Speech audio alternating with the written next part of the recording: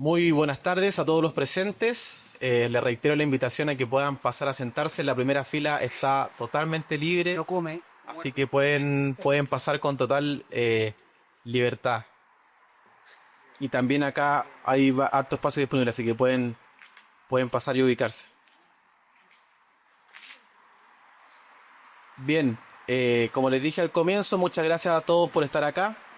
Para nosotros un lanzamiento siempre es un motivo de alegría por tener la casa llena. Probablemente más de una vez hemos escuchado la frase debemos defender las ideas de la libertad o bien los ideales de la sociedad libre. Son enunciados que se repiten con cierta insistencia, más aún en época electoral. De ello es natural que surja la pregunta sobre qué ideas y al mismo tiempo qué libertad. Sin duda que en algún momento se refería a la libertad frente a las opresiones políticas, a los totalitarismos. Sin embargo, hoy designa muchas cosas, al punto que la libertad cuenta con una elasticidad que ha comenzado a mostrar signos de fatiga. Son tiempos en que se nos impele a ser tan libres como sea posible, a exacerbar nuestra propia individualidad, en donde el límite es el mero acuerdo y la meta final es la absoluta autonomía. De un tiempo a esta parte, la libertad ha pasado a ser el máximo bien antropológico a vagas ilusiones personales, que merman un ideal común de sociedad, un apego desmedido a las subjetividades anidadas en el mero yo que impide la sana conjugación de un nosotros. En estos 15 años, Idea País se ha esforzado en enriquecer la amplitud de la libertad, sosteniendo que para su plena realización social e individual, esta debe ser dotada de aspectos vitales anteriores, morales y materiales, constatando además que para su pleno desenvolvimiento no es posible la emancipación de lo dado, o incluso del sitio en que nos desarrollamos, sino que es una libertad realizada en comunidad, desde las naturales hasta las que escogemos. De eso se trata esta revista. Agradecemos por último a las personas que se han hecho parte como coautores de esta edición de Raíces.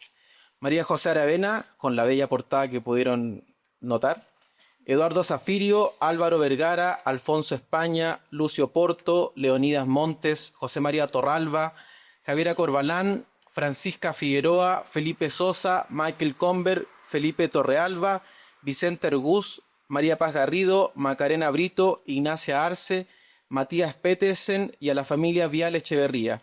Y agradecemos muy especialmente a la Fundación Konrad Adenauer que se ha sumado generosamente a este proyecto común. Muchas gracias. Y ahora, para continuar, les quiero dejar con Olaf Jakob, representante de la Fundación Konrad Adenauer en Chile.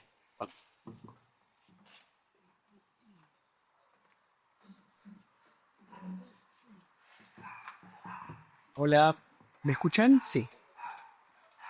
¿Arriba? Gracias. Muy buenas. Ahora sí. ¿Me escuchan ahora sí mejor? Muy buenas tardes. Un placer estar nuevamente el día de hoy aquí en la sede de Idea País para presentar la revista Raíces. La verdad es que en la oficina se ha convertido siempre en un gran espectáculo el día que llegan las cajas con la revista Raíces. El día de hoy, a eso el mediodía, más o menos poco antes del mediodía, llegaron las cajas y todos en la oficina inmediatamente fuimos a ver qué es lo que nos trae este lindo paquetito de el día de hoy. Y tuve tiempo el día de hoy por la tarde en darle una ojeada al número 8 de Raíces. Es la segunda revista que sale con el apoyo y con el auspicio de la Fundación Konrad Adenauer. En ese sentido también agradecer a Idea País por esa cooperación que verdaderamente me parece que es tremendamente importante. En las pocas horas que tuve hojeando la revista me llamaron la atención dos temas y como les digo, disculpen que no pueda comentar todos los artículos, pero quiero comentar solamente dos de ellos, o dos temas que se abordan. Uno es la entrevista a Leonidas Montes, que lleva el título La derecha ha sido gran defensora del progreso económico, pero no tan defensora de los principios liberales. Y quiero hacer hincapié en dos preguntas que se le hacen a Leonidas Montes, que tienen que ver con dos temas que para mí son cruciales. ustedes saben, Fundación Konrad Adenauer, Alemania, democracia cristiana, todo eso equivale casi, yo diría, a economía social de mercado, ese modelo económico social cuyo principal pilar es la libertad, pero naturalmente con muchos elementos importantes de justicia social. La pregunta a la que me refiero es la siguiente. Usualmente se suelen contraponer conceptos como libertad e igualdad. ¿Cómo se debería relacionar ambas ideas en una sociedad democrática como la nuestra? Y me parece que esa es una pregunta trascendental. Y tiene mucho que ver con la siguiente pregunta, que dos conceptos que están muy ligados. ¿Puede el Estado otorgar o promover igualdad de oportunidades? Yo creo que acá estamos justamente en el abordaje de los dos temas que son trascendentales para cada democracia. El tema de la libertad, por un lado, pero también el tema relacionado a la igualdad de oportunidades. Nosotros en Alemania no hablamos de igualdad de oportunidades, Chancengleichheit, sino hablamos de un concepto que es muy complicado de traducir, que es Chancengerechtigkeit. Si lo traducimos literalmente, podría ser justicia de oportunidades. Sabemos que las oportunidades no pueden ser para todos iguales. No existe la igualdad de oportunidad. Podemos tratar de lograrla, pero llegar es prácticamente un punto muy, muy lejano en el horizonte. Pero lo que sí podemos incorporar es generar espacios para que las personas tengan de alguna manera la posibilidad de acceder a oportunidades por lo menos similares. Y yo creo que acá, y para esto, la libertad es un concepto muy importante, de alguna manera ligado también al concepto de igualdad. En ese sentido me parece que es sumamente gratificante y sumamente importante el abordar ese tema. Y un segundo tema que me parece que también es muy importante y que lo hablamos con Leonardo Fernández en la tarde del día de hoy, es justamente el concepto que relaciona a la seguridad con la libertad. Cada día vemos más en el mundo grupos que abogan por reducir la libertad para aumentar la seguridad. Yo creo que eso nos va a llevar a una especie de camino sin salida. Yo creo que no podemos sacrificar la libertad por ninguna causa. Necesitamos más seguridad, pero sin restringir la libertad, que es prácticamente el bien más importante de nuestra democracia, junto con el tema de la igualdad de oportunidades o de la justicia de libertades, como decimos en Alemania. En ese sentido, muchas gracias a Idea País por este magnífico trabajo que creo que aborda un tema sumamente importante en la coyuntura actual, y es un placer siempre el trabajo con ustedes, Cristian. Muchas gracias. Muy bien.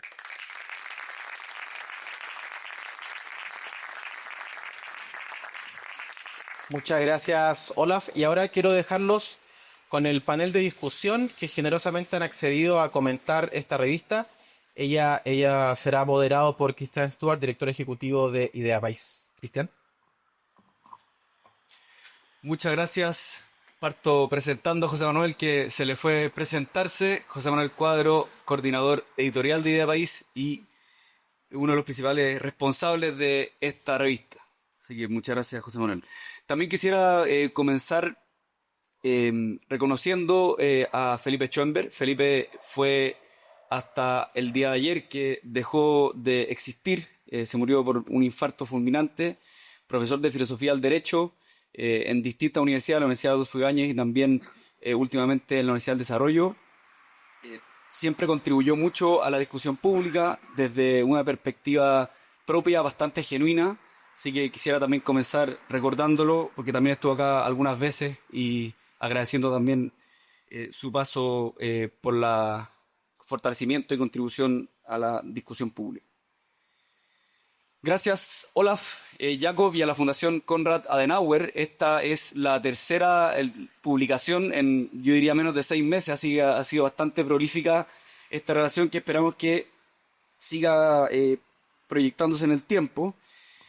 Gracias también a José Manuel y a Michael Comber, que son los coeditores de esta 8ª versión de la revista Raíces, que siempre en sus distintos números nunca ha abandonado su pretensión genuina y original, que básicamente consiste en analizar la contingencia nacional desde una perspectiva no tan inmediatista o cortoplacista a la que estamos acostumbrados en los distintos diarios de opinión, medios de opinión y diarios, intentando mirar a la misma discusión pública desde miradas o desde conceptos aglutinadores comunes y críticos como el que hoy día nos convoca, que es las ideas de la libertad.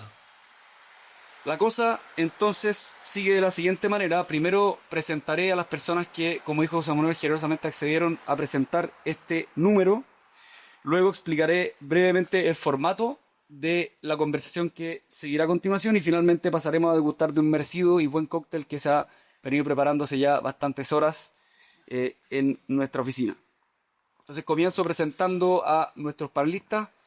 Lucía Santa Cruz. Lucía, como probablemente el 99,9% de las personas que están acá la conocerán, es historiadora del King's College London, tiene un máster en filosofía en historia en la Universidad de Oxford y también es doctora honoris causa del mismo King's College London. Ha sido profesora en distintas universidades, fue decana de la Facultad de Artes Liberales de la Universidad Adolfo Ibáñez, consejera y directora de distintas organizaciones y miembro de número de la Academia de Ciencias Sociales, Políticas y Morales.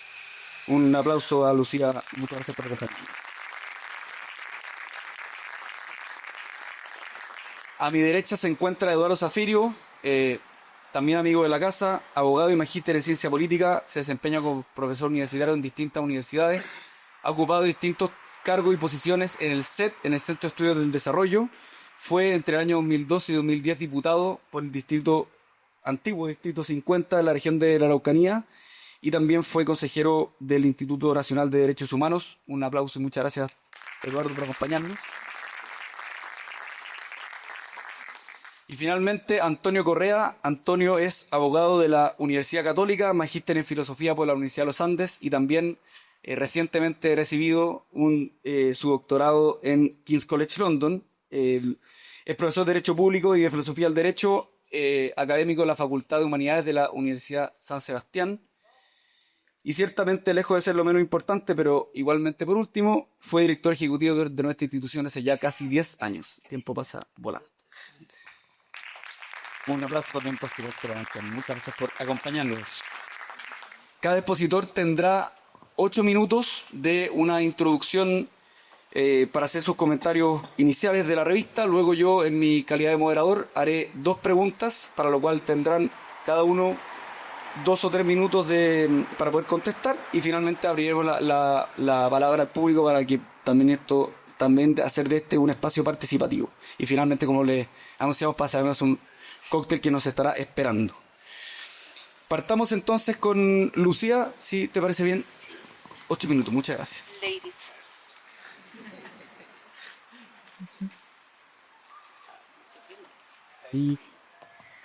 Ahí sí, sí. Oye, Lintana, si yo me puedo regresar. A ver, ya. Gracias. Perdón. Muy buenas tardes. Muchas gracias a Idea País. La verdad es que el número de la revista Raíces que hoy día presentamos es de verdad una contribución notable a la permanente discusión sobre el papel de la libertad en la historia de los seres humanos, analizada bajo múltiples perspectivas. Y lo que no es fácil, arroja nuevas luces sobre uno de los temas sobre los cuales tal vez más se ha escrito.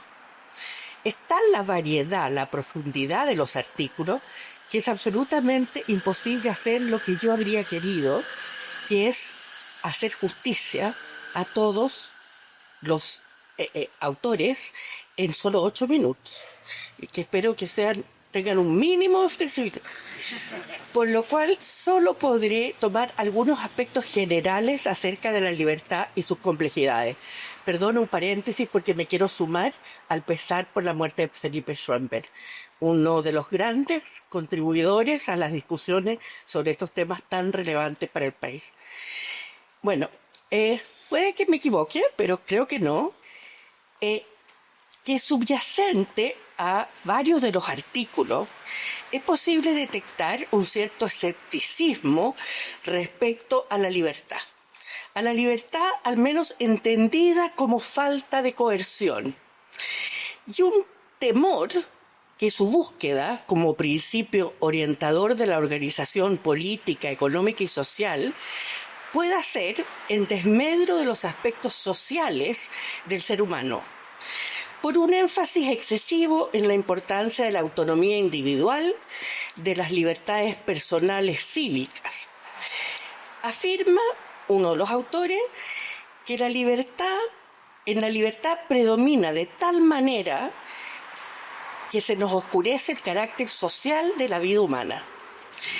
Y si bien estoy conteste en que este temor puede legítimamente surgir en relación a los grupos libertarios, el liberalismo moderno occidental que ha inspirado la historia de las democracias occidentales, incluida la chilena desde sus orígenes, nunca ha significado una opción radical entre la concepción del individuo como un ser único, especial y acreedor de derechos frente al Estado y frente a la comunidad, por una parte, y su naturaleza eminentemente de animal social que debe vivir en comunidad y que solo alcanza su plenitud dentro de ella.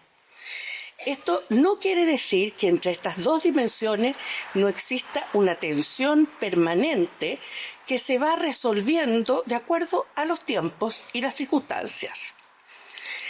Tengo el convencimiento que la pregunta esencial y más permanente en la política ha sido, al menos desde Aristóteles, aquella que se refiere precisamente al dilema entre autonomía y control social. ¿Cuán libre puedo ser? ¿Cuánta libertad personal debo sacrificar para vivir en sociedad? ¿Cuánta de la libertad individual puede exigir la colectividad de una persona? A ver, la primera pregunta esencial que tenemos que enfrentar es ¿de qué hablamos cuando hablamos de liberalismo, por ejemplo? ¿Es algo que se puede definir con claridad o es un concepto eminentemente poroso? La verdad es que muchos, y así se dijo en la introducción, se consideran o son considerados liberales: Locke, Smith, Montesquieu, Acton, Berlin y Rawls. Pero no hay acuerdo en ellos respecto a importantes temas. Por ejemplo, los márgenes y fronteras de la tolerancia, la legitimidad del estado de bienestar, las virtudes de la democracia, los alcances de la acción del Estado. Y tenemos liberales clásicos, igualitaristas, libertarios, liberals en Estados Unidos, etc. La verdad es que ni siquiera concuerdan Perdón. Por suerte, que no se vota.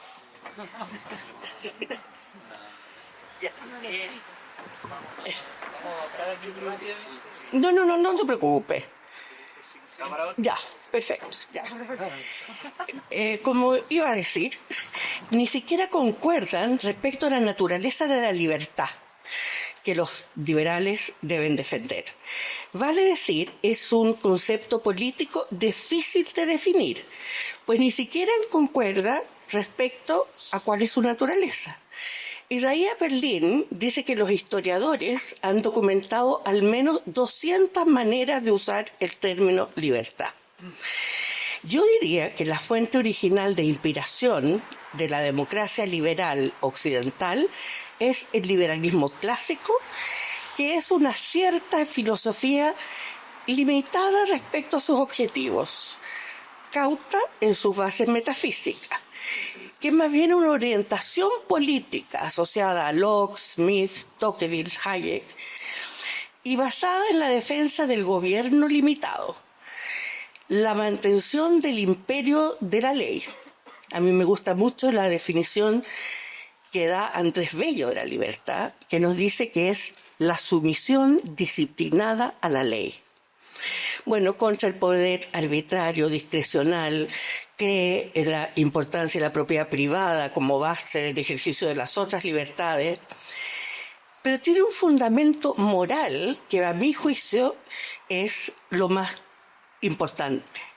Yo me he dedicado a las ideas de la libertad durante años de mi vida y yo la verdad que si me preguntan por qué, no ha sido por un punto más del PIB ni para que en un Excel figure no sé qué. Para mí, la libertad del liberalismo clásico, de la democracia liberal occidental, tiene un fundamento moral pues solo la libertad permite distinguir entre lo que es el bien y el mal. En otras palabras, garantiza la responsabilidad individual por el propio destino. Aquellas acciones, por buenas que sean, que adoptamos porque son impuestas por la autoridad, no son virtuosas. Y yo siempre digo, Dios puso el árbol de la tentación no detrás de rejas inaccesibles, sino que en el centro del paraíso, porque nos dio la libertad para optar entre el bien y el mal. Bueno, los pensadores clásicos, y esto es muy importante, defendían también, junto con las libertades individuales, el hecho de que para preservar estas libertades propias de las personas, deben saber gobernarse a sí mismos, lo cual desde ya en sus orígenes, en Adam Smith, en Edmund Burke, en todos los autores, se introduce una distinción fundamental entre libertad y libertarianismo.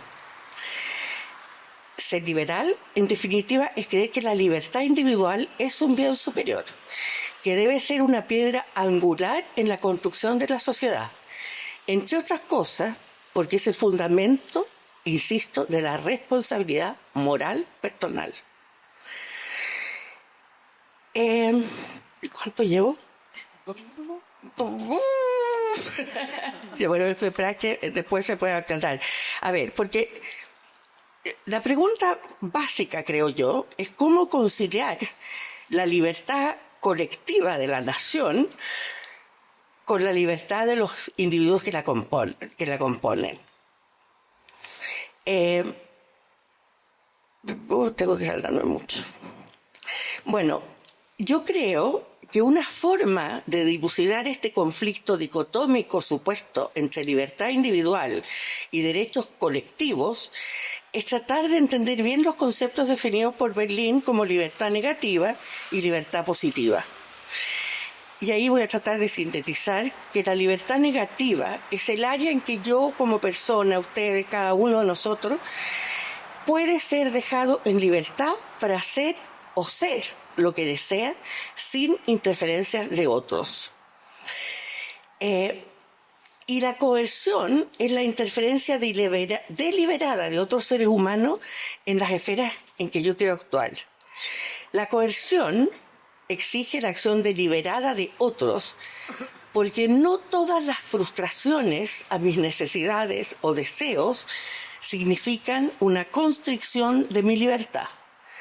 Pueden ser una injusticia, pueden ser una mala suerte, pueden ser muchas cosas, pero no necesariamente es una coerción de mi libertad. Si yo no puedo leer porque nací ciega, es una desgracia, es una pena, pero no hay coerción.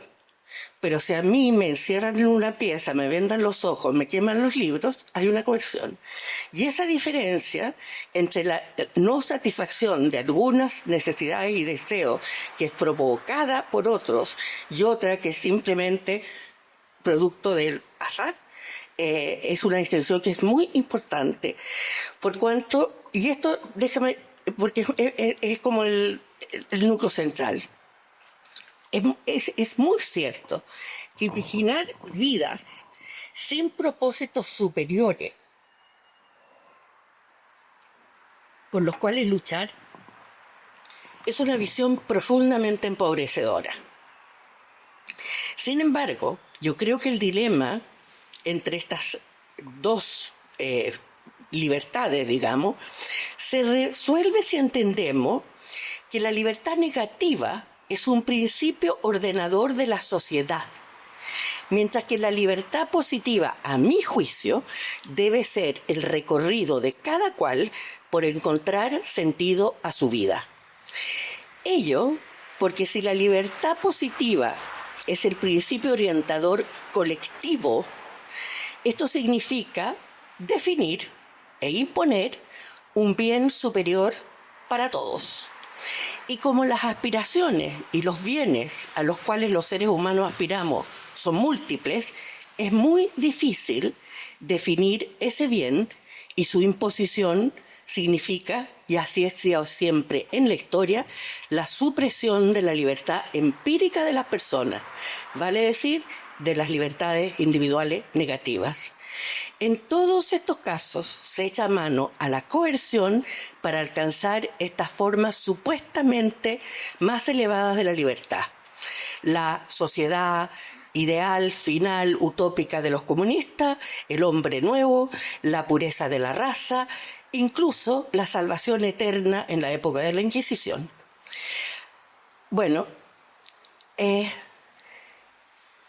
después me iba a referir a la relación con la igualdad, pero lo podemos dejar para la conversación.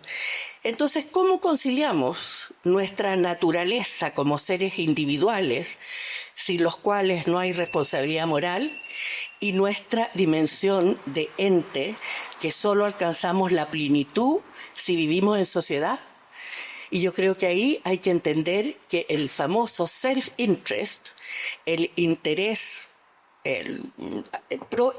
propio, no se contradice con el interés general, no es meramente la búsqueda de satisfacciones materiales, porque parte de mi ser, obviamente sí, tiene que perseguir su interés propio para competir y para sobrevivir, pero una parte muy importante de la naturaleza humana, y gracias a Dios hoy día, cada día se comprueba más en la neurociencia, en la psicología evolutiva, etcétera, etcétera, es el instinto a la cooperación. Y de hecho los pueblos más exitosos, las instituciones más exitosas son precisamente aquellas que se basan en la cooperación, como es por lo demás el caso de la economía social de mercado. Gracias.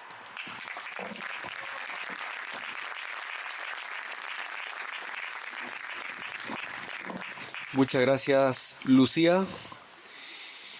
A continuación, Eduardo nos va a iluminar con sus 8 minutos de exposición. ¿Aló? Sí, está perfecto. Ahora.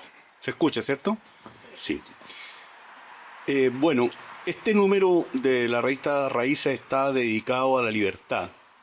La libertad, como ya ha quedado claro, es uno de los 3 valores o bienes humanos que al menos desde la Revolución Francesa tratamos con éxito variable de expresar en nuestras sociedades. Es una tarea de su cultivo, su desarrollo, su defensa permanente y dificultosa. De estos 3 valores o bienes humanos, la libertad creo yo que tiene en el origen un principio griego.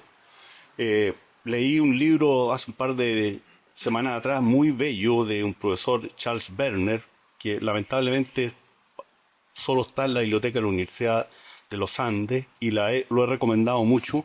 Es un libro de la década del 60, pero me pareció de gran potencia sobre la filosofía griega. Y él dice ahí cuestiones que realmente son muy notables. El pensamiento griego no surge de la nada, le debe algunas cosas a Oriente, pero él dice lo que los griegos aportaron fue el espíritu, ¿ah? Y la libertad. Y a mí me parece que eso desde el punto de vista cultural es absolutamente cierto, sin perjuicio de nubarrones prolongados sobre esto históricamente. Y no es casualidad que esto se haya hecho en la polis y que cuando se hundió la polis también vinieron momentos muy duros para el pensamiento y para la cultura. Y de la poli y de la Civitas Romana, otro tipo de asociación cívica, donde incluso en términos de la República, obviamente se vivió un régimen que no se acercaba a lo que era la democracia griega, pese al carácter excluyente de la ciudadanía. En el caso de los romanos, incluso durante la República, había una manipulación del voto muy complicado. Se hundió un régimen político donde estos principios propios de la democracia antigua estuvieran presentes. Y tuvimos que esperar muchos siglos, el Renacimiento italiano, para que aparecieran algunas pequeñas ciudades-estado con forma republicana, pero es recién en el siglo XVIII, con el liberalismo político, como aquí se ha señalado, en que tenemos este resurgir vía, básicamente, mecanismos jurídico-políticos geniales que el liberalismo político aporta, y por eso no se puede entender el constitucionalismo sin este aporte liberal.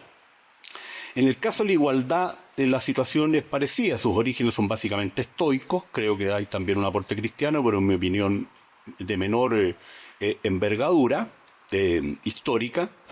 Y sin embargo, hasta el siglo XIX tuvimos esclavitud, por poner un ejemplo fuerte, o discriminación por motivos raciales. Pensemos en Sudáfrica hasta 1990. Y en el caso del tercer bien humano o principio es la fraternidad, donde a mí me parece que sus orígenes son claramente cristianos, sin perjuicio que ya en Aristóteles hay una cierta forma mínima de fraternidad que hoy día echamos de menos, la amistad cívica. Pensemos en lo que ocurre con la situación de polarización en nuestras democracias. La tercera idea que quiero resaltar en estos 8 minutos es que en esta revista es imposible sintetizarlo todo, simplemente voy a decir algunas cosas. Los 3 primeros artículos versan sobre libertad política, sobre una libertad que a veces se ha mirado por los filósofos como de menor valor, pero yo creo que es una libertad habilitante. Puse el caso de que no era casualidad que hubiese florecido el pensamiento en Grecia justamente en paralelo con una vía cívica muy rica y donde al menos el 10% de la población participaba activamente en la política y reivindicaba la eleutería y la isegoría. Era un islote dentro de regímenes despóticos.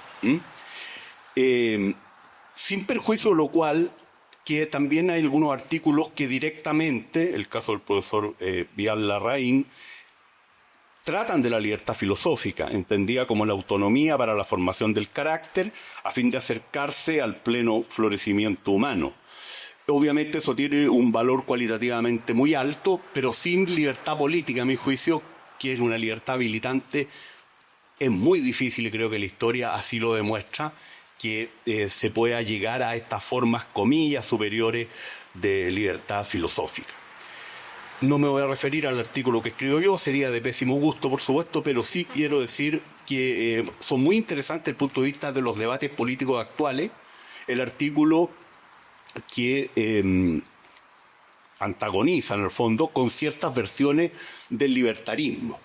Y yo traje un libro que me parece importante que en el mundo de la derecha chilena se lea o relea, que es de un liberal francés, Raymond Aron, Ensayo sobre las libertades, y recomiendo el capítulo 2 de este libro, porque hay ahí un desarrollo muy fuerte de diálogo intelectual que Aron tiene con Hayek. Obviamente mi simpatía, lo confieso sin ningún problema, está más cercana a Aron que a Hayek, reconociéndole sí los méritos indiscutibles que Hayek tiene, como les consta que hago en clase a algunos de los alumnos de magíster que están hoy día aquí presentes. Y el segundo artículo, que también es muy interesante desde el punto de vista de lo que son los debates, no solo en Chile, sino que ya en muchas democracias, es esta contraposición entre libertad y seguridad. Y también traje un libro que me interesa difundir, lo cito de hecho, que es de Joseph Isense, un alemán que entiendo que fue miembro del Tribunal Constitucional, un gran profesor de Derecho Público, Justicia, Libertad y Seguridad. No me resultó inclasificable, le comentaba a la profesora Santa Cruz ideológicamente. Me da la impresión que puede ser un autor liberal. Y este libro es súper importante tenerlo a la vista porque muestra, por un profesor de Derecho Constitucional y por lo tanto que simpatiza con la democracia, las tensiones que hoy día estamos viviendo con el crimen organizado y en el caso que él se señala también con el terrorismo. El artículo de la revista, yo también estoy muy cercano a él, sin perjuicio que creo que el autor se facilitó las cosas porque tomó a Locke, y yo creo que aquí el debate en esta materia hay que tenerlo también con Hobbes, porque Locke es un liberal, Hobbes es un defensor, pienso yo, claramente del absolutismo. Me come el tiempo, también a lo mejor me tomo un minuto más, pero este tema me interesa mucho. Yo en el texto, que fue un comentario al profesor Irne Nariti, solamente pude insinuar una cuestión que me interesaba desarrollar, pero me pareció de mal gusto hacerlo, porque Daniel lo que hizo fue exponer el primer capítulo de su libro y estaba muy marcado por lo que había sido la experiencia española. Perdonen que me tome este minuto, pero me interesa recalcar esto. y en una actitud muy crítica a lo que había sido la conducta de la derecha frente al gobierno del PSOE en materia de la pandemia. Y efectivamente, si uno compara la conducta no de toda la derecha española, diría yo, pero sí de sectores importantes, incluso el PP, con lo que fue la conducta de la derecha portuguesa, que fue ejemplar, sin duda que los españoles quedaron al debe. Pero la experiencia mía en la pandemia fue al revés. Yo lo que vi fue una oposición de izquierda muy cerril al gobierno de derecha, que comparado con lo que era la conducta de la izquierda y centroizquierda del Frente Amplio uruguayo con el presidente Lacalle, también me parecía ejemplar. De hecho, yo he puesto esos dos ejemplos para demostrar cómo se puede hacer buena política desde cualquiera de los espectros, y mala política también desde cualquiera de los espectros. Y yo lo que me habría encantado discutir con Daniel, pero no había espacio con Innerarity, era justamente los riesgos de la deriva posmoderna para la libertad. Yo creo que así como la búsqueda de la igualdad te puede llevar a una degeneración de esto por la vía del igualitarismo, que al final supone la coerción y muchas veces incluso hasta el terror de los jacobinos para adelante, a mí me parece que eso es claro. O la fraternidad también puede ser confundida con la meliflua falta de convicción en la propia verdad, digamos. Pasa lo mismo con la libertad. Y siento que no solo desde el libertarismo derechista, sino que también desde una izquierda burguesa radical se confunde la libertad en medio del devenir y de los flujos de la posmodernidad, como afirmación además dogmática de que todas las opciones son válidas, en términos éticos y epistémicos. En mi opinión, ni los deseos constituyen necesidades siempre, ni son tampoco derechos, tienen que legitimarse intersubjetivamente. La democracia no es la anarquía, no toda ley es opresión, como se ha dicho acá. La libertad se basa en un deber anterior, que, como dice el profesor de Agostino, un profesor de filosofía del derecho católico italiano, que es el deber de la convivencia, que está ahí, no hay que escriturarlo. También ya se dieron las razones, desde una mirada liberal, incluso como es la de la profesora Santa Cruz, para eso. La democracia no es la anarquía, no toda ley es opresión, y aquí otro libro de Aarón, pero donde el debate es con la izquierda libertaria del 68. La libertad liberal o libertaria, la nueva izquierda y la revuelta del 68. Recomiendo lo que Aarón escribe en la página 26 y 27 en esta línea, y sobre todo las 3 últimas páginas finales a propósito de las presuntas superioridades morales de algunas generaciones por sobre otras. Eso es como el gancho sexy para que se interesen en la lectura. Y termino diciendo lo siguiente. Esta concepción que puede llevar a la deriva de no solo la libertad, también de la fraternidad y de la búsqueda de la igualdad, supone una incapacidad a priori de tratar de distinguir entre el bien y el mal. No es un asunto simple, aquí se ha dicho. Pero incluso de la economía, que parece una disciplina cínica por parte de gente que no se ha tomado el trabajo de leer los debates en esta disciplina los últimos 20 años, que son apasionantes, y yo particularmente es donde más he aprendido de todas las ciencias sociales. Hoy día se habla de bienes preferentes, o sea que hay que incentivar, lo hacen los economistas, en medio de la timidez de los filósofos y de los cientistas sociales, y se habla de gravar los males. O sea, ahí no hay ningún relativismo extremista, como en este otro tipo de visiones que vemos. El objetivo de la sociedad democrática es una convivencia decente en libertad.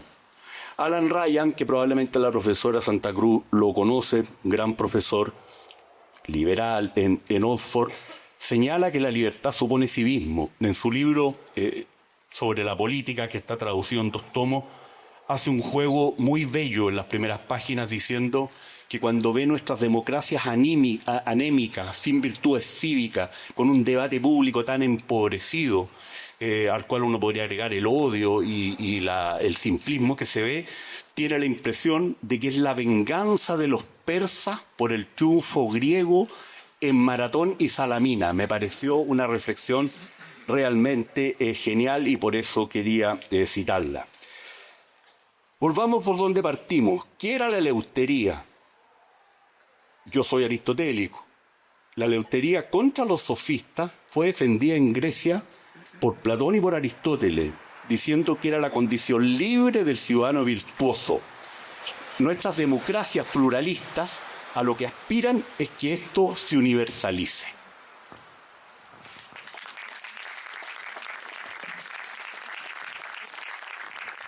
Muchas gracias, Eduardo. Antonio Correa, tus 8 minutos. Fuiste tú o yo, pero... ¿Aló? Ahí está. Bueno, primero partía agradeciendo por la invitación a Cristian, bueno, y a País. Partí pidiendo perdón por el atraso, ocupé mi libertad para tomar puras malas decisiones viniendo de Topachurá y cometí unos errores y terminé en unos tacos imposibles, entonces, pero bueno, pensé que iba a llegar peor, pero pido disculpas igual al público, a Cristian y a los que comparten el panel conmigo. Como decía Cristian, bueno, yo muy agradecido la invitación también porque realmente Idea País para mí también es mi casa y un orgullo ver lo que han hecho en estos últimos años. Cristian decía bien, yo el 2018 dejé Idea País cuando me fui a estudiar el doctorado, una especie de ostracismo gozoso pero sufriente al mismo tiempo y privilegiado pero demasiado largo a veces. Pero es impresionante ver cómo ha cambiado en este último tiempo, cómo ha crecido Idea País y la gente que trabaja hoy día lo que sigue intentando hacer y sigue haciendo, creo yo, en concreto. Entonces, felicitarlos por eso. Y la última cosa previa es también, recordar al profesor Schoenberg. A mí me hizo clase, no lo conocí tanto, pero me hizo clase en primer año de universidad y era muy buen profesor, muy inteligente y muy amable y muy entretenido, además. Una persona muy simpática. Siempre, para decirlo en simple, estaba tirando talla o cosas ocurrentes durante las clases y sin duda es una pérdida porque era un aporte, a pesar de que yo particularmente o personalmente en muchas cosas hubiera discrepado de él, tenía cosas muy interesantes. Bueno, en fin, no voy a andar en eso, algunas cosas que leí de él a mí me encantaron, y una pena. Y bueno, volviendo a la revista o partiendo con la revista, yo quería intentar hacer lo que Lucía señalaba como demasiado difícil, de poder intentar decir algo de lo que dicen los autores de la revista y luego, eso sí, con un poco de trampa porque los agrupé en 3 ideas en las cuales obviamente yo voy a decir algo que creo que los autores dicen, pero que el autor puede estar en desacuerdo, digamos. Y a partir de esa estructura, voy a mirar la hora para no pasarme o no pasarme demasiado, voy a ser más humilde de lo que había pensado originalmente, solo plantear una idea, recogiendo un llamado que se hace en la editorial de la revista a intentar buscar no quedarse enamorado de la abstracción de la libertad, sino que aplicarla al debate público y intentar plantear una idea sobre cómo podemos intentar discutir, como decía Lucía, de nuestras distintas visiones de la libertad.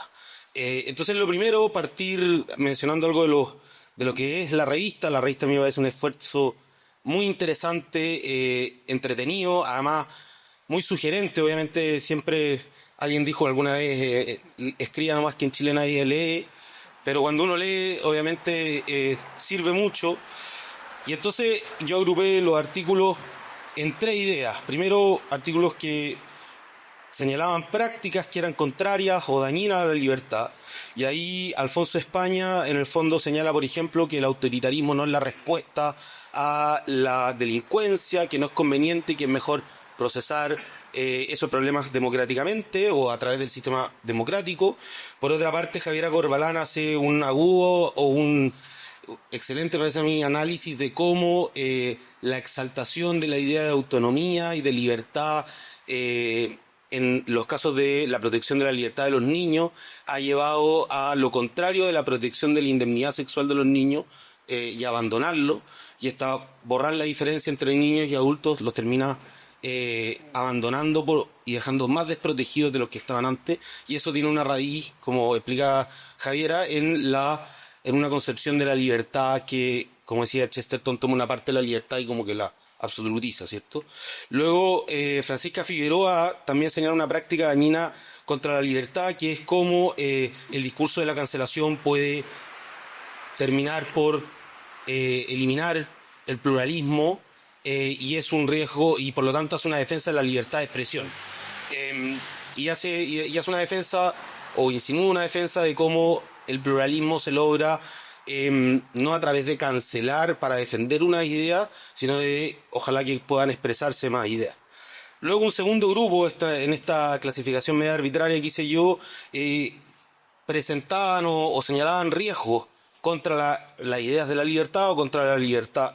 Y entonces ahí Álvaro Vergara hace un análisis sobre el libertarianismo cultural y cómo es una práctica que en el fondo es más performática y que no tiene necesariamente a la vista ser como un aporte, sobre todo en términos de o lo que yo entendí al menos, de las personas que hacen influencia en redes sociales, algunos de ellos obviamente.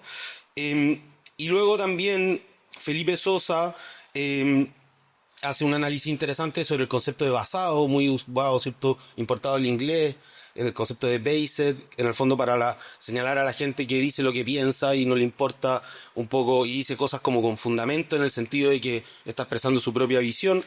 Y en el fondo, en ese artículo, Felipe advierte que esas intentos de contrarrevoluciones no necesariamente van acompañados de un fundamento o podríamos decir en simple, de un rollo cultural, de un análisis cultural más profundo. Respecto a la economía, yo quería destacar dos artículos que me parece que señalan riesgos o se refieren a riesgos relativos a la libertad respecto a los temas económicos. Uno es la reseña de María Paz Garrido sobre el proyecto Chile, el libro de Sebastián Edwards, que en el fondo me parece que es muy interesante la reseña porque dice, mire, estos son lo que dice más o menos el libro, y además, si usted quiere tener una idea si la implementación del modelo económico afectó o no afectó la libertad, acá hay una versión de muy buena fuente. Quizás él no diría que es de una fuente interna, diría Sebastián Edwards, pero muy cercana, podríamos decir, a los Chicago Boys.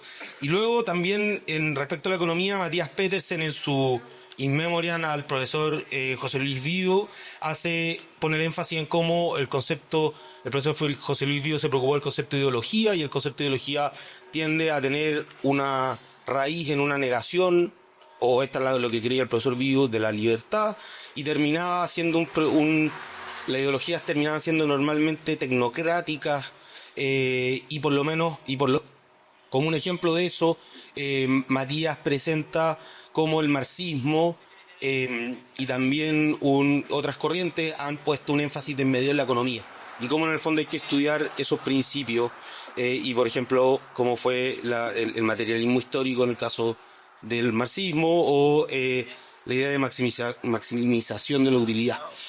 Y entonces luego hay otros artículos que me parecieron que estaban muy alineados, porque hacen ver algo que espero lograr retomar en la segunda parte, o sea, la otra idea que quiero comentar, que hacen ver que la libertad se ve dañada o menoscabada cuando falta un ideal, un bien. Aristóteles diría el ideal de vida lograda, con respecto del cual uno va tomando decisiones, y cómo eso, dice Lucio Porto, en el fondo la eliminación de la libertad, de la responsabilidad, que ya no hay responsabilidad y por lo tanto da lo mismo un poco las decisiones que voy a tomar, y queda simplemente la destrucción. Y esa emancipación respecto de los ideales que se ha ido produciendo, que observa Lucio, la profesora Porto en su artículo, y en su trabajo en general, tiene este efecto respecto de que las decisiones quedan totalmente a la deriva, por decirlo de un modo, desorientadas, y eso tiene que ver también con la pérdida de sentido. Y también me parece que José María Torrealba, en la entrevista en que comenta su libro sobre la educación liberal, hace un punto respecto a esto, cómo la enseñanza de los clásicos, este es un punto que quizás uno podría decirle a José María Torrealba que no solamente lo hace el liberalismo, sino hay una escuela muy interesante en Estados Unidos, un profesor católico que se dedicó conservador, digamos, que se dedicó a enseñar los clásicos, cómo esa enseñanza de los clásicos permite que nos podamos desligar de nuestro propio yo, ponernos en el lugar de otro y ser capaces también de tomar una distancia, esta es la interpretación que hago yo, de nuestro propio impulso y también poder ver nuestra vida un poco más allá de la decisión inmediata, que creo que eso es fundamental, por lo que espero poder explicar respecto de la libertad. Y por último, un grupo importante de artículos resaltan la complejidad de la libertad. Esta idea que decía Lucía de libertad negativa, libertad positiva, de si la libertad puede darse sin la dignidad o sola. Y entonces creo que ahí, bueno, Michael Conver hace un punto sobre si nos liberamos a nosotros mismos o somos liberados. El profesor Zafirio acá comenta que la libertad política no es pura libertad negativa y tiene que incluir otros elementos y cosas a tener en cuenta. Leonidas Montes refiere algo que señalaba Lucía de la libertad junto, no es solo autonomía, sino que también igualdad de oportunidades. Y los artículos de Macarena Brito e Ignacia Arce hacen ver cuál es la influencia o el rol que tienen ideas de la doctrina social de la Iglesia, de Spesalvi, la idea de dignidad, para hacer un complemento a la libertad. Y Felipe Torrealba señala en el fondo también que la libertad no se basta por sí sola, hay que pensar en lo que viene después, que era lo que decía el profesor Zafirio recién, y lo que viene después lo explica así, hace una reseña del libro Patrick Deneen, que plantea alguna salida al modelo postliberal. Y dije para al final el artículo de Juan Diego Vial Larraín, que a mí me parece muy interesante que haya sido incluido acá, primero porque es un artículo escrito a los 20 años, si no me equivoco, de una persona joven, y Idea País se dedica en parte importante a la formación de gente joven, y hay cosas muy interesantes. Obviamente uno podría decir, bueno, era alguien muy inteligente, después llegó a hacer cosas muy interesantes en términos de su filosofía, sus publicaciones, pero yo me quedé con la idea de que hay cosas que se pueden aportar desde esa edad y también en que el profesor Vial lo que hace en ese artículo es señalar que la libertad en una visión aristotélica no puede quedar desligada del sentido trascendente. Y hace un énfasis en un momento histórico muy importante, que acaba de terminar la Segunda Guerra Mundial, en que hay muchos temores dando vuelta, vienen algunos socialismos reales. Este artículo, si no me equivoco, es escrito en septiembre del 45, la guerra termina creo que al principio de septiembre del 45, y en el fondo hace esta distinción entre la libertad interior y libertad exterior y cómo enfocarse solo en la libertad exterior podría ser siendo perjudicial y enfocarse solo en la libertad interior, o sea, el interior también produce problemas y creo que es muy anticipatorio de algunos problemas que hubieron después. Obviamente no alcancé a hacer la segunda parte, pero como después uno puede comentar, yo simplemente los quería invitar a leer este artículo y con esto cierro porque esta revista, porque me parece que es un ejercicio muy interesante. Obviamente quizás podrían considerarme como el palo blanco que me invitaron para que lo dijera, pero quizás decirlo así de un modo más transparente. Obviamente cuando me pidió el encargo Cristian yo estaba feliz de hacerlo, pero cuando me puse a leer uno se lo pone a leer los artículos medio neutralmente, no tiene, dice con quién me voy a encontrar y se empiezan a saltar cosas que son muchas veces más mérito del autor, son cosas que salen por las circunstancias. Entonces es muy interesante. No es necesario que tenga uno un nivel de conocimiento muy alto de algunas cosas. Habían cosas de artículos que yo no conocía. Así que me parece un intento muy interesante en un momento, además, en que esto está especialmente en cuestión con las elecciones que vienen, con las disputas que hay acerca de la libertad. Eso. Muchas gracias.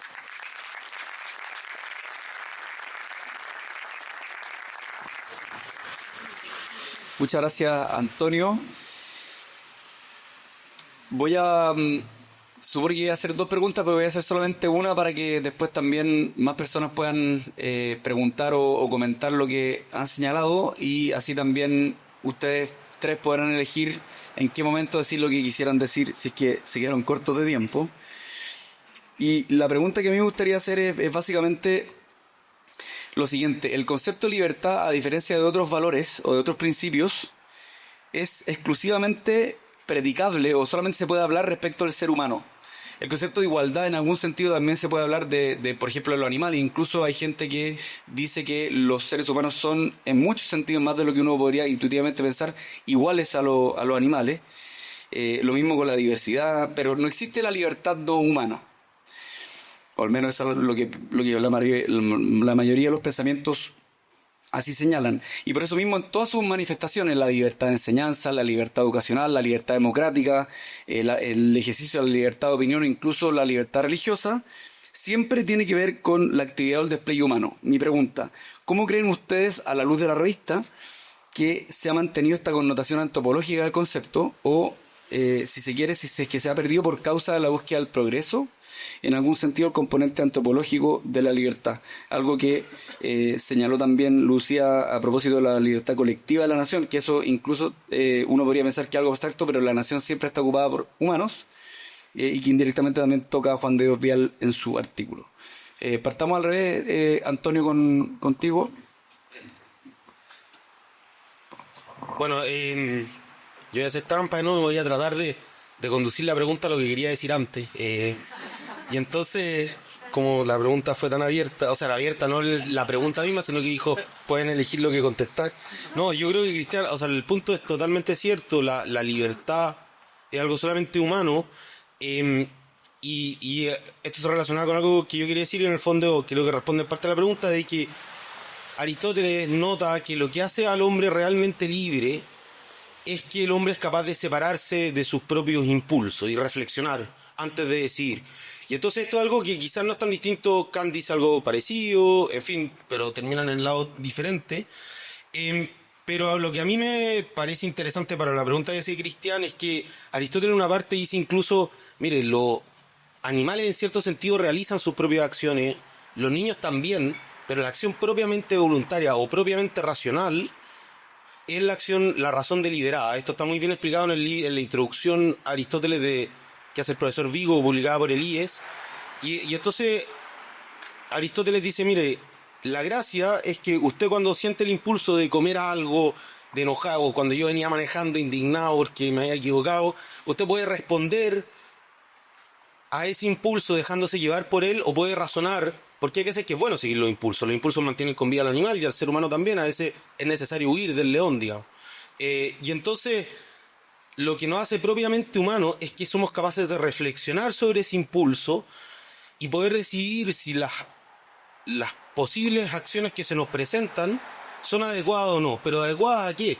A un ideal de vida lograda, a un proyecto de vida que tenemos. Y esto es lo que me parece a mí que sale muy patente en algunos artículos, en que a veces el énfasis en la libertad como simple autonomía, lo que Lucía decía que varios autores rechazaban de la libertad como un libertinaje, que puede estar presente en algún progresismo de izquierda, es que, o sea, la libertad simplemente por elegir, es que al final, al desencajarla de esta comparación con un ideal de vida, queda, bueno, entregada un poco a demasiados vaivenes, demasiado desorientada.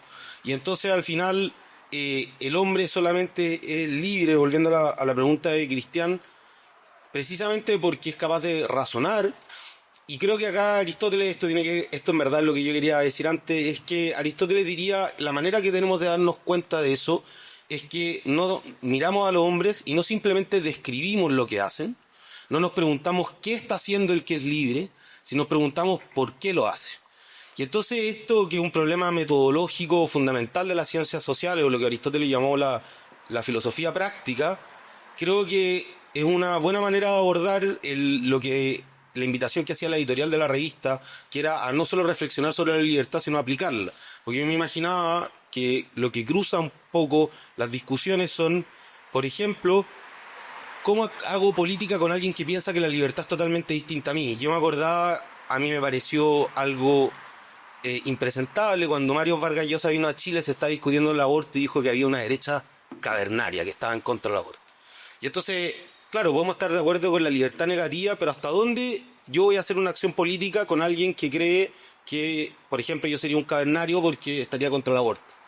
Y entonces, ¿cómo podemos resolver eso si todos tenemos una opinión diferente? Y creo que acá hay que volver a Aristóteles, a la metodología que también aplica Tomás de Aquino, pero es la misma metodología que aplica Hart para renovar el positivismo jurídico, o sea, un autor no cristiano, que es la de considerar nuestras acciones en vistas a un fin. Y ese fin, para no alargarme, va a ser nos va a hacer notar que lo que importa no es solamente la autonomía, sino que también importa qué decisiones tomamos. Eso no significa que haya que obligar a toda la gente a ser buena, a ser santos, diría alguien, sino, pero que sí podemos determinar algunos límites a la libertad. Perdón por alargar. A ver, Cristian, yo creo que esa es una pregunta clave. O sea, ¿cuál es la diferencia entre ser humano y ser animal? Yo creo que los animales tienen sentimientos, los animales tienen fraternidad. Hay experimentos con los monos que prueban una tremenda empatía de un mono frente a otro mono que está siendo torturado. Lo que los animales no tienen, precisamente, es libertad. ¿Y por qué no tienen libertad? Porque no tienen el verbo, la palabra. Y la palabra significa y permite la racionalidad. Y eso significa que los seres humanos somos libres precisamente para tomar decisiones. Y aquí se plantea una idea, Antonio, que es muy correcta, ¿no? Y que algunos pensadores hablan de la libertad interior. Esa es una dimensión que también hay que tomar en cuenta. Yo en mis clases con mis alumnos siempre les decía, a ver, ¿cuándo soy libre yo? Cuando fumo, porque me gusta fumar, soy adicta al cigarro, o cuando, tras un proceso de raciocinio, digo, el cigarro es malo y por lo tanto no voy a fumar. En un caso me estoy dejando llevar por mis impulsos, por mis necesidades inmediatas, y el otro estoy haciendo uso de mi libertad. Ahora bien, ese hecho de que obviamente es mejor para mí no fumar, ¿significa que me tienen que meter presa si fumo? Vale decir que la colectividad puede, en áreas de un bien superior para mí, imponerme por la coerción, y yo creo que ese es un muy buen ejemplo. Y otro tema que tocaba Antonio, que yo creo que es muy importante, son los límites a la libertad. Yo creo que en la sociedad contemporánea tenemos un problema. Y tenemos el problema que ya no tenemos, y eso Charles Taylor lo explica muy bien, que no tenemos una fuente originaria compartida que nos defina el bien y el mal. En la medida en que el mundo se descristianizó, en que la ley natural no evoca ni imprime obediencia ni acatamiento, ni siquiera intelectual, carecemos de esa fuente original. Y por lo tanto, yo creo que hemos llegado a una situación que pronosticaba Chesterton, que cuando la gente deja de creer, no es que no cree en nada, está dispuesta a creer cualquier cosa. Y la verdad es que, respecto a los límites de la libertad, yo creo que tenemos mucho más consenso respecto a la moral, a lo que está bien, de lo que realmente a veces pensamos. Y por lo tanto que eso actúa como límites a la libertad, en el sentido del libertinaje. Pero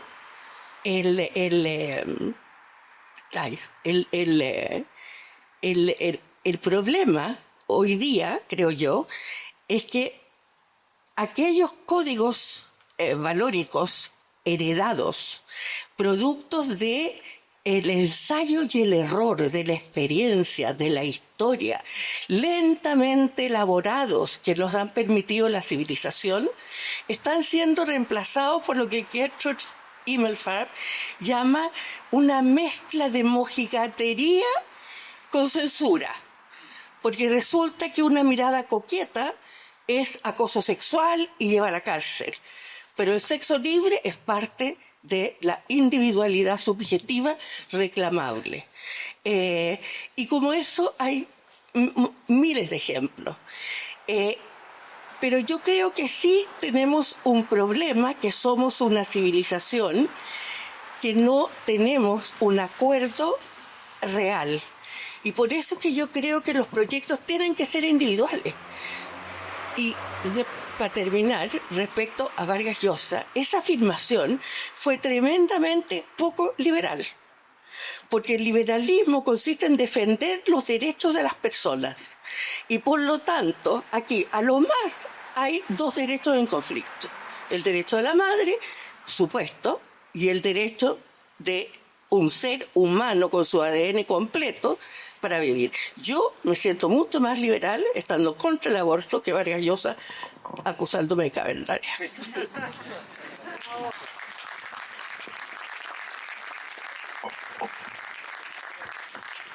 Sí, tiendo a estar bastante de acuerdo. Solo un comentario a propósito de la frase de Vargas Llosa. A mí no me interesa defender a la derecha, yo estoy en otra tradición, para ser claro. Pero John Rawls, el liberalismo político, se anda con más cuidado frente al tema del aborto, ¿no?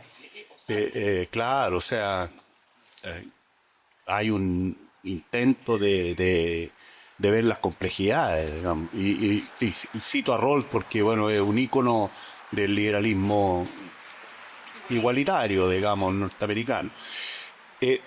Yo quiero partir, estoy bastante de acuerdo, tengo poco que agregar, pero yo he tenido a veces algunas polémicas, no voy a nombrar a nadie, digamos, de mal gusto, pero sobre este tema a propósito de el respeto misterioso que tiene Dios a los que somos creyentes y que está recogido en la doctrina social de la Iglesia, en las encíclicas, a la conciencia individual.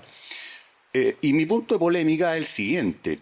Hay un respeto, por supuesto, completo, creo que Santo Tomás en eso es clarísimo, sobre la importancia de la conciencia, pero es una conciencia formada e informada, o sea, no es lo que se me ocurrió a mí de un vistazo. Entonces, creo que aquí las cosas se confunden, y las razones por las cuales la libertad es muy importante porque es una dimensión clave de la única criatura que tiene dignidad, que es el ser humano. Yo, frente a este tema, por ejemplo, que está tan de moda de los animalistas, yo no creo que los animales tengan derechos. Lo que pasa es que los seres humanos tenemos deberes, que es otra cosa. Los seres humanos tenemos deberes, pero claro, como no está in hablar de deberes, buscamos y llegamos a cuestiones bastante ridículas. Aarón también trabaja ese tema en este libro sobre las libertades. Un liberal europeo, Aarón, interesantísimo. Se lo vuelvo a recomendar.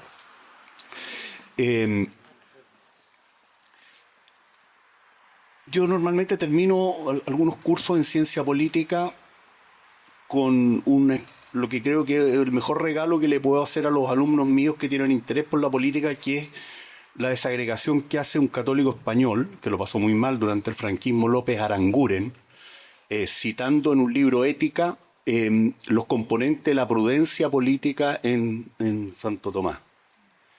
Y es fantástico. Va desagregando los elementos y al final incorpora el siguiente punto que está completamente en línea con lo que aquí se acaba de señalar.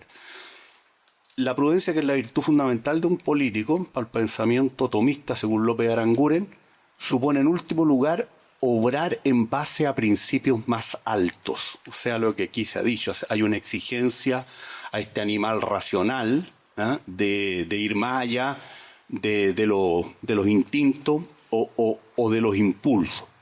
Y creo que esa es una cuestión súper importante. Un último comentario, esto da para un seminario, digamos, lo que aquí se ha dicho y la pregunta. Simplemente yo quiero decir lo siguiente. Es cierto, como dice la profesora Santa Cruz, citando a Taylor, que vivimos en una sociedad donde a veces el pluralismo parece desbordarnos. Pero el pluralismo de las democracias liberales supone ciertos acuerdos mínimos. Y aquí voy a citar a Norberto Bobbio, que a mi juicio fue muy mal leído en Chile por algunas personas. Bobbio no era un defensor del formalismo democrático. Tiene un libro maravilloso que son justamente sobre los desafíos de la democracia, donde dice apelo a los valores apelo a los valores, lo dice él, y muestra lo que está detrás de los principios, comillas, procesales, aparentemente no sustantivos, de las reglas democráticas. Bobbio, entre paréntesis, contrario al aborto, socialista liberal, en Italia nada menos, donde por Dios que cuesta para los pensadores laicos históricamente marcar ciertos puntos por razones obvias. Y también quiero decir que, pese a eso, pienso que tenemos niveles de consenso que nos pueden permitir convivir pacíficamente y para que se jueguen los proyectos en lisa, más allá de lo que a veces se cree. El ejemplo más claro es el acuerdo práctico común después de las experiencias monstruosas del nazifascismo y de lo que estaba haciendo el estalinismo, que ya se sabía a finales de los 30 lo que estaba ocurriendo, con la Declaración Universal de Derechos Humanos. Y creo que hoy día, si queremos hablar en serio de democracia, tendríamos que estar de acuerdo, pienso yo, en que la democracia son dos cosas: regla la mayoría, pero con respeto a los derechos fundamentales de la minoría. Porque de lo contrario, como dice Sartori, la regla de la mayoría opera una sola vez, ¿no? Y todos sabemos, porque es obvio, que las mayorías cambian y cambian velozmente. Entonces, yo no soy pesimista sobre lo que estamos viviendo. Mi aproximación a la modernidad es la de Taylor y no la de McIntyre, para decirlo claramente.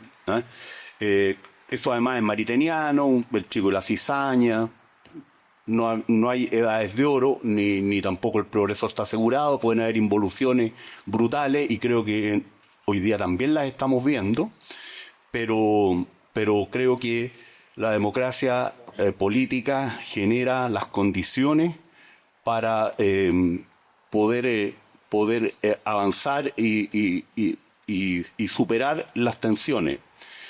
Creo que a veces tenemos una mirada demasiado pesimista sobre lo que está pasando con la democracia, esto ya lo digo como cientista político, y ahí la influencia de los norteamericanos creo que puede resultar muy perversa. Y lo voy a decir con total claridad. Nosotros en América Latina hemos sufrido el populismo básicamente de izquierda durante muchísimo tiempo. Y esto se puso de moda, se empezaron a escribir libros cuando ganó Trump. Y esto entonces hay que tener mucho cuidado con eso, porque yo creo que ni la tercera ni la cuarta ola democrática se han revertido. Seguimos teniendo más democracia que en muchísimos otros momentos. Y mientras eso esté presente, creo que están dadas las condiciones para poder avanzar pese a los disensos, a los desacuerdos, a este cambio tecnológico que provoca impactos culturales de tal envergadura como los que hoy día estamos viendo, hacia una sociedad más decente. Yo no creo en el mito laico del progreso, ¿no? Para mí eso es lo mismo que el mercado divinizado y con propiedades salvíficas es una transposición teológica de la providencia. Creo que eso es un profundo error. Se pueden sufrir retrocesos monstruosos. El ejemplo más obvio para mí es la Alemania de Weimar, que terminó siendo la sociedad más culta, más inteligente, más interesante desde el punto de vista del desarrollo humano en las monstruosidades del nacionalsocialismo. Pero mientras exista un régimen político democrático y estas libertades negativas, que son libertades habilitantes, por lo cual no hay que mirarlas en menos, yo creo que hay posibilidades de la mejora hacia una sociedad más decente. Muchas gracias, Eduardo. Y ahora, para ir cerrando, lamentablemente por mi debilidad en el manejo de los tiempos, no vamos a tener posibilidad de hacer preguntas, así que la idea es que puedan cerrar para que puedan compartir algunas notas finales y finalmente pasar al cóctel que probablemente está a puertas de ser ofrecido. Así que, si quiere, Lucía, para cerrar. Muchas gracias. Tómese mi tiempo porque yo ya no tengo nada más de ahí. Ahí puede... Parece que... Yo voy a pasar. que voy para allá. Ahí, ya. Antes que nada, mis excusas en nombre del panel por no haberles dejado tiempo a ustedes de participar. Pero, desgraciadamente, es una tentación muy grande. Hay dos ideas que yo quisiera dejar. Una es la supuesta dicotomía entre ser liberal y conservador. Si a mí me piden que me defina, no sabría si soy liberal o conservadora. Mi amiga Sol Serrano dice que yo tengo todos los argumentos más liberales para llegar a las posturas más conservadoras. Y eso puede tener algo de verdad. Sí. Lo que pasa es que yo creo que existe, y por suerte hoy día se está estudiando más, algo que podríamos clasificar de un liberalismo conservador, que tiene en Burke y en Tocqueville su matriz, y que ha sido, a mi juicio, el eje conductor de la democracia chilena desde 1833 hasta ahora. La Constitución de 1833 y todas las constituciones que han seguido han garantizado el liberalismo en términos de garantizar las libertades, etcétera, etcétera, pero también han enfatizado la importancia del orden, de la ley, y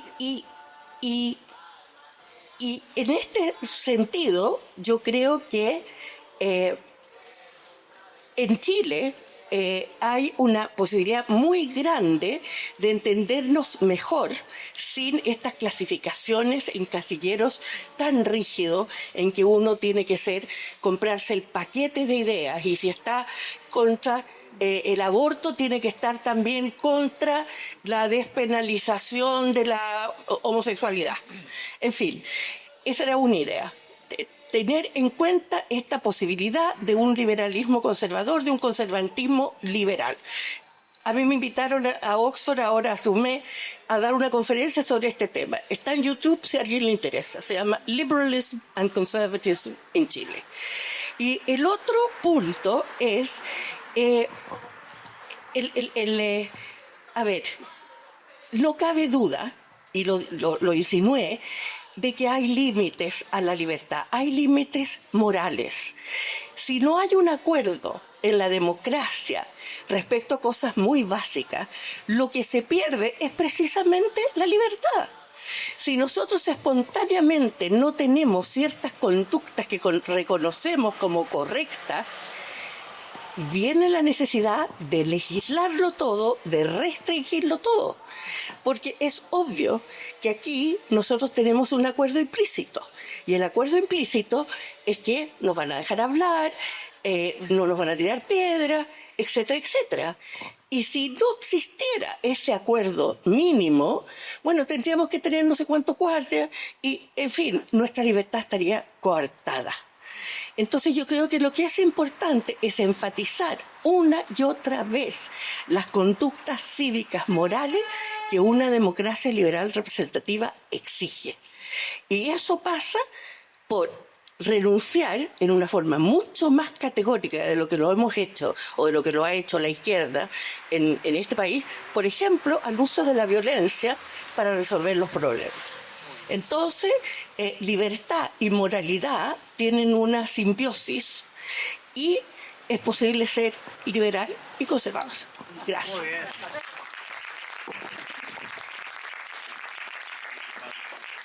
Yo solo voy a decir dos cosas. Una es que el ejemplo de Vargas Llosa lo quería ocupar no pensando que todos los liberales fueran así, sino que el problema es precisamente cómo determinar si cada uno tiene su apreciación subjetiva, que es verdaderamente la libertad, y es como un poco el problema de la revista. Y como decía muy bien Lucía, yo creo que ese problema en este caso se equivoca muy patentemente Vargas Llosa, porque hay un problema sobre derechos. Si yo entiendo que hay un derecho en cada uno, hasta el más liberal aplicaría el principio del daño de Mill.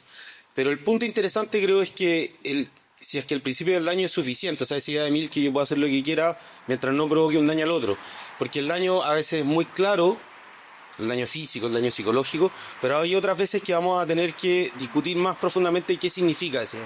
Y entonces ahí creo que un poco con lo que se decía antes por los otros dos panelistas, es que no hay que dejar de defender ideas sustantivas de la libertad. Yo creo que eso es lo importante, que la libertad negativa es importante defenderla, o la llamada libertad negativa, la libertad de elección, y hay un acuerdo político en torno a eso, y es muy importante mantener ese acuerdo político en ciertos sectores políticos, etcétera.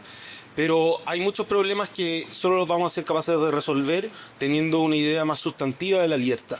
Y para seguir haciendo la promoción a la revista, hay un artículo en la revista que aborda precisamente el problema del liberalismo conservador, en que la autora más me tinca que no le gustó a Lucía porque dice un poco lo contrario, que el conservadurismo sale perdiendo en la alianza. Entonces ahí, para que puedan después ver el video y leer el artículo.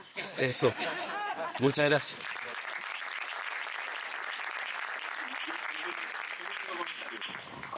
Sobre el, Ahí, mejor ahí. sobre el tema de la violencia, un filósofo cristiano, Jacques Maritain, en la Carta Democrática, Maritain dice que el que emplea la violencia en democracia es un hereje político. O sea, esa es la importancia de la renuncia explícita y clara y la condena al empleo de la violencia en democracia. Muchísimas gracias a los tres y con esto cerramos este panel y el lanzamiento de la lista raíz número 8. Gracias.